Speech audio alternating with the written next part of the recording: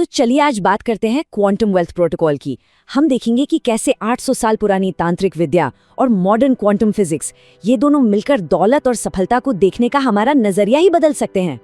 तो चलिए इस पूरे बात की शुरुआत एक सवाल से करते हैं। हमें हमेशा से यही सिखाया गया है कि सफलता के लिए बहुत कड़ी मेहनत करनी पड़ती है, संघर्ष करना पड़ता है। पर क्या हो अगर ये पूरा सच न हो? क्या हो अगर सफलता पाने का कोई और शायद ज्यादा आसान तरीका हो? तो यहाँ जो मेन आइडिया है ना, वो ये है कि दौलत कोई ऐसी चीज नहीं है जिसका पीछा करना है, बल्कि ये एक तरह की एनर्जी है, एक वाइब्रेशन है, और हमें बस उसके साथ अलाइन करना है, अपनी फ्रीक्वेंसी मैच करनी है। ये सोचने का एक बिल्कुल नया तरीका है। अच्छा, तो सबसे पहले उस ट्रैप को समझते हैं जिसमें ज्यादातर लोग फंसे हुए हैं। इसे कहते हैं न्यूटोनियन वेल्थ ट्रैप। ये सफलता पाने का वही पुराना थका देने वाला और जोर जबरदस्ती वाला तरीका है। चलिए देखते हैं कि सफलता पाने के इन दो अलग अलग तरीकों में आखिर फर्क क्या है। एक तरफ है न्यूटोनियन तरीका, जहां हम एक चीज पाने के लिए दूसरी चीज करते हैं, बिल्कुल एक सीधी लाइन में, और ये काफी भारी और थका देने वाला प्रोसेस है।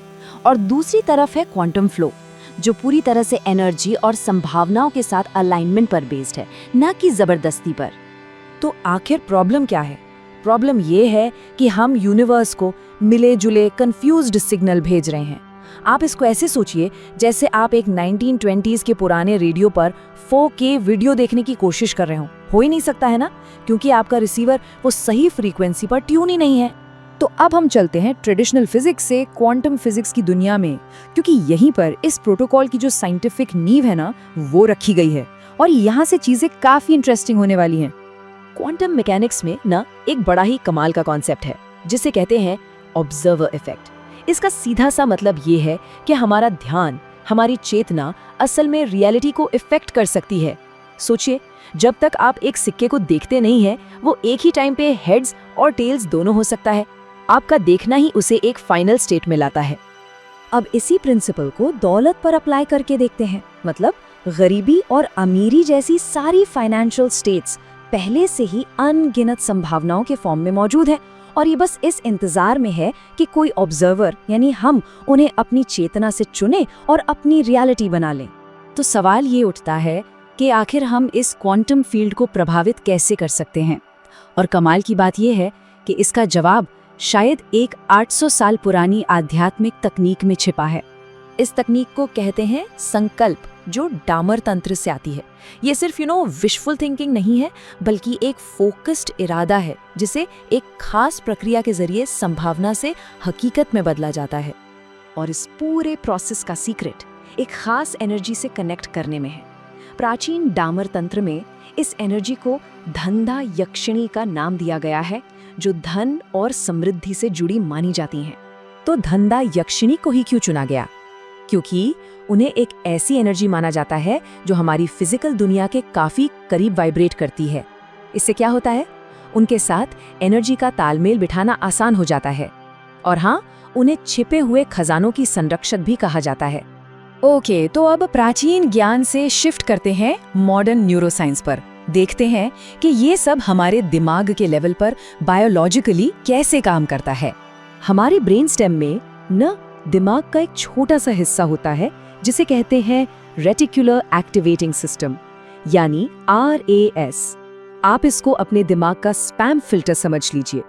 ये हर सेकंड आ रही लाखों इंफॉर्मेशन में से ये तय करता है कि कौन सी जानकारी हमारे ध्यान देने लायक है। और सबसे जरूरी बात यह है कि अगर किसी का RAS कमी यानी अभाव के लिए प्रोग्राम हो गया है, तो दौलत और समृद्धि के मौके उसके सामने होते हुए भी उसे सच में दिखाई ही नहीं देंगे। दिमाग उन्हें बस फिल्टर आउट कर देगा। यहीं पर मंत्र काम आते हैं। ये सिर्फ धार्मिक जाप नहीं है।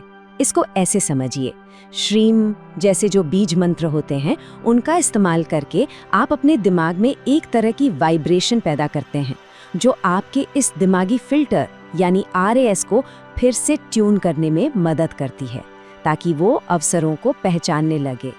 जब आपका RAS अवसरों को पहचानने के लिए रीप्रोग्राम हो जाता है ना, तो अचानक से चीजें आपके फेवर में होने लगती हैं। आम लोग इसे किस्मत कहते हैं, लेकिन साइंस इसे न्यूरोप्लास्टिसिटी कहता है। मतलब हमारे दिमाग की वो कमाल की क्षमता जिससे वो खुद को बदल सकता है और नए कनेक्शन बना सकता है। तो अब हम आ गए हैं इस प्रोटोकॉल के फाइनल और शायद सबसे ज़रूरी सीक्रेट पर। ये वो हिस्सा है जो बाकी सभी पीसेस को एक साथ लॉक कर देता है। तो आखिर वो सीक्रेट की क्या है जो इस पूरी प्रक्रिया को कामयाब बनाती है और नतीजों को पक्का कर देती है? इसका जवाब मिलता है हमारे प्राचीन ग्रंथों में। ईश उपनिषद का ये श्लोक पूर्णता यानी होलनेस के सिद्धांत को समझाता है। सीधे शब्दों में इसका मतलब है कि आपको कमी की भावना से शुरुआत नहीं करनी है, बल्कि इस एहसास के साथ शुरुआत करनी है कि आपके पास पहले से ही सब कुछ है। इस प्रैक्टिस को क्वांटम ग्रैटिट्यूड कहते हैं।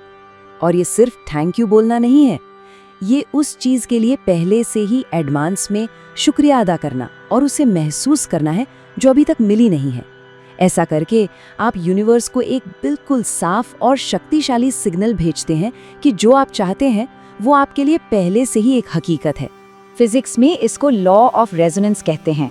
इसको ऐसे सोचिए, अगर आप गिटार का एक तार छेड़ते हैं तो कमरे में रखे उसी फ्रीक्वेंसी के बाकी सभी तार अपने आप वाइब्रेट करने लगते हैं। आपके इमोशंस, आपके एहसास बिल्कुल इसी तरह काम करते हैं। तो चलिए इस पूरे प्रोटोकॉल को 3 आसान से स्टेप्स में समेटते हैं। पहला, जबरदस्ती करना बंद करें और क्वांटम फ्लो में शिफ्ट हो जाएं। दूसरा, मंत्रों जैसे ध्वनि कोड का इस्तेमाल करके अपने दिमागी फिल्टर को रीप्रोग्राम करें। और तीसरा, एडवांस में कृतज्ञता महसूस करके पूर्णता की भावना में जिएं। तो इस सब के बाद आखिर में बस एक सवाल खुद से पूछना है, इस वक्त आप कौन सा सिग्नल, कौन सी वाइब्रेशन यूनिवर्स में भेज रहे हैं? क्या ये कमी का सिग्नल है या ये प्रचुरता और पूर्णता का सिग्नल है? क्योंकि याद रखिए, जो आप प्रसारित करते हैं वही लौटकर आपकी वास्तविकता बन जाता है।